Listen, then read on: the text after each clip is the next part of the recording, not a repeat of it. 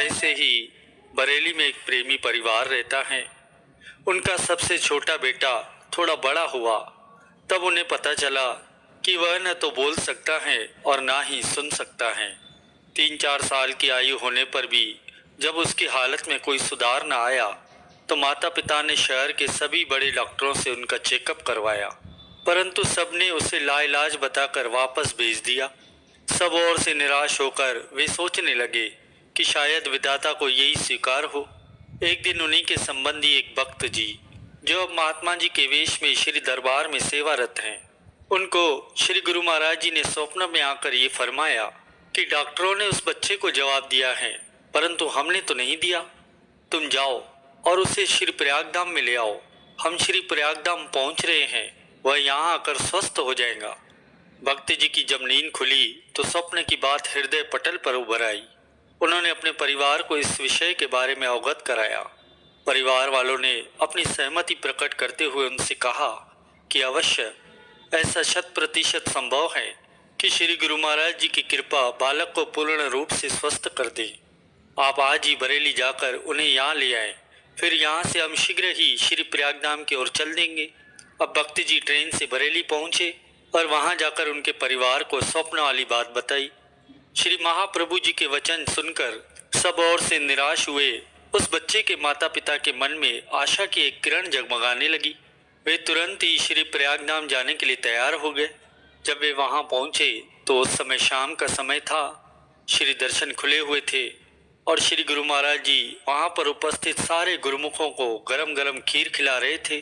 सीधी दृष्टि इस परिवार पर पड़ते ही श्री गुरु महाराज जी ने फरमाया कि आप आ गए हो, इस बच्चे को आगे ले आओ। तब माता पिता अपने बच्चे को लेकर आगे श्री चरणों में पहुंचे। श्री गुरु महाराज जी ने उस बच्चे को अपने आगे रखी मेज पर खड़ा करवाया। पुनः स्वयं श्री कर कमलों से खीर की गोली सी बनाकर उसके मुख में डाल दी और कुछ गरम गरम सी खीर उसके कान को लगा दी। जैसे ही गरम खीर कान में लगी तो उस बच्चे ने जोर से चीख मारी, जिसके मुख से बचपन से कोई आवाज ही न निकली थी। उसे चीख मारते हुए देखकर उसके माता पिता तो हैरान रह गए। उनकी आंखों से प्रसन्नता और कृतज्ञता के आंसू बहने लगे। श्री महाप्रभु जी ने अपनी असीम कृपा से एक पल में ही उस बालक के कर्मों के सब हिसाब समाप्त कर उसे बोलने की सामर्थ्य भी प्रदान कर दी और यह सुनने भी लग गया और बोलने भी लग गया और आगे पढ़ लिख कर अच्छे पद पर नियुक्त हुआ। प्रेमियों, यह सब श्री महाप्रभु जी की असीम कृपा के प्रताप से ही संभव हुआ।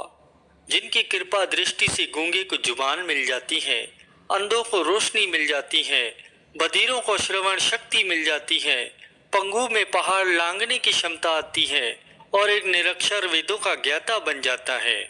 उन्हीं सर्वसमर्थ सद्गुरु ने पलक मात्र में ही उस बच्चे के भविष्य को बदल डाला। ऐसे ही एक प्रेमी भक्त था।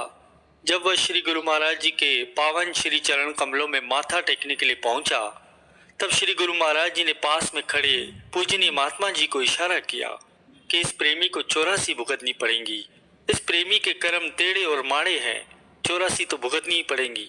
श्री गुरु महाराज जी के ये वचन सुनकर वो प्रेमी तो डर ही गया और उसने श्री चरणों में विनती की, स्वामी जी, मैंने तो सुना है कि आपके दर पर 84 काटी जाती हैं, फिर आप 84 की बात क्यों कर रहे हैं? मैंने सुना है श्री आनंदपुर दरबार में मिनटों में 84 कट जाती हैं।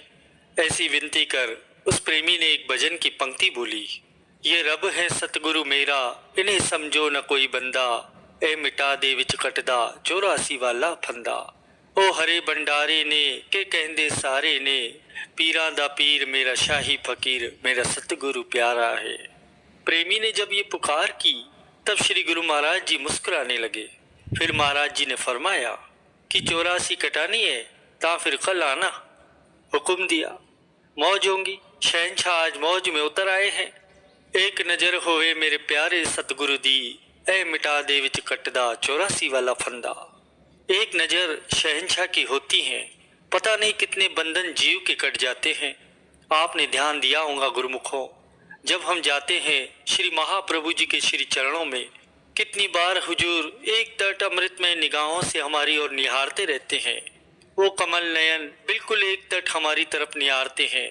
तो ऐसा लगता है कि हमारे बाहरी अस्तित्व को चीरती हुई ये पावन निगाहें कहीं अंतर आत्मा में जाकर हमारे बंधन काट रही हैं, हमारा जैसे एक्सरे कर रहे हैं, हमारे अंतर मन के अंदर झांक कर देख रहे हैं कि जीव कहाँ फंसा हुआ है, कहाँ अटका हुआ है। ऐसे समर्थ केवल सद्गुरु हो सकते हैं। ऐसा सामर्थ्य केवल उस महापुरुषों में है जो जन नानक सिमरे अंतर्यामी, बंधन काटन हार स्वामी। आज साईं जो हैं बंधन काटने की मौज में उतरे हैं। अगले दिन उस भक्त जी को बुलाया। आए तो हुजूर ने जाने क्या लीला करनी होती है, रब दियां रब जाने। आज भगत जी जो जब माथा सामने टेकने के लिए पहुंचे तो श्री महाप्रभु जी ने फरमाया कि 84 गिट्टियां श्री गुरु महाराज जी ने मंगवाई कहीं से। क्या मौज थी, कहाँ से मंगवाई, गिट्टियां थी या पत्थर थे, जैसा पता लगा गिट्टियां थी या ये पत्थर थे वो मंगवाए और ये फरमाया कि इनको नीचे बिछा दो। तो 84 गिट्टियां नीचे बिछा दी गई किसी भी तरह से, जैसे हुजूर ने फरमाया। उस भक्त को कहा कि इसके ऊपर से टाप जा, इसके ऊपर से कूद जा। तो वो प्रेमी जो है ऊपर से कूद गया। तो फिर जाकर फिर से विनती करता है, स्वामी जी हुन तो 84 कट दो। हुजूर बड़ा मुस्कुराते हुए फरमाने लगे कि जल्या तेरी 84 कट दी। गुरमुखों, जब से परमात्मा ने यह सृष्टि रची है तब से इसे 2 भागों में बांट दिया है। एक तरफ है काल माया की शक्ति, तो वहीं दूसरी तरफ है दयाल की शक्ति। दोनों सृष्टि में अपना अपना काम करती हैं। काल माया की शक्ति जीव को अपनी ओर है और दयाल शक्ति संत सत्पुरुष जीव को अपनी ओर प्रेरित करते हैं। काल और माया इसे अपने फंदे में फंसाकर मालिक से दूर खींचकर 84 के चक्कर कटवाते हैं।